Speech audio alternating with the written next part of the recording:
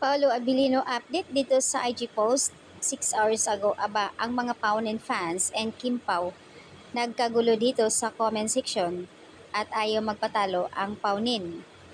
At dahil ito sa post ni Paolo Abilino na 2023 mataba pa siya rito, and then 2024 grabe, bato-bato na ang kanyang katawan, napaka-sexy ng kanyang body.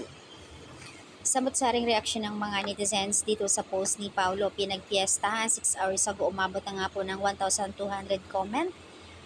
Ang sabi dito ng isang netizens, alam namin na proud si Janine sa'yo. Napaka-hardworking mo, dedication mo sa work and transfiguration. Congrats Pao. Paunin, we love you. Sumagot naman ng isang fan ng Kim Pao, wala na pong Paunin. Diyos ko po, Kim Pao na. Move on na kayo. Feel ko mas gusto mo yung first pick. Medyo chubby ka pa dyan, sabi dito. And super dedicated, nalala ko ang sweet nyo ni Kimi. How does the Princess Chinita kapag siya ang namayat? Grabe ang dedication mo kay Kim Pao. Nagawa mo to. Hirap kaya magpapataba and then magpumayat ka na ngayon. Love it, Pao. And the most dedicated actor and we have. Thank you so much to all the hard work, Pao, and give us the quality contents, Paunens, and are so proud of you. So, ayan yung mga nagko-comment dito, hashtag Kim Pao, hashtag Paunin. May mga source ang mga admin ng Paunin na hindi pa raw hiwalay ang Paunin. Kumakailan lang ay namataan daw ang Paunin kung saan ay magkasama sila. Mismo ang friend ni Janine Gutierrez ang nagsasabi na magkasama sila lately lang bago mag-end ng 2023.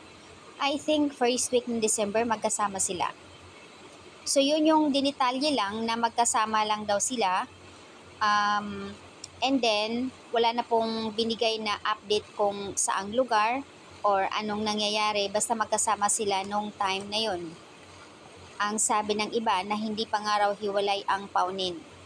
Pang promo at kumagat lang daw itong si Paolo Abilino para sa promo at teleserye nilang dalawa ni Kim. And of course, hindi nawawala ang mga Kim Pao fans para talagang pumalag sa sinasabi ng iba.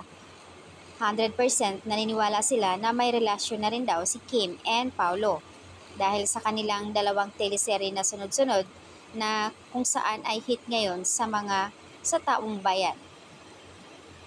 Yung bigla mong gusto magiging short na lang, grabe, OMG ka, Victor.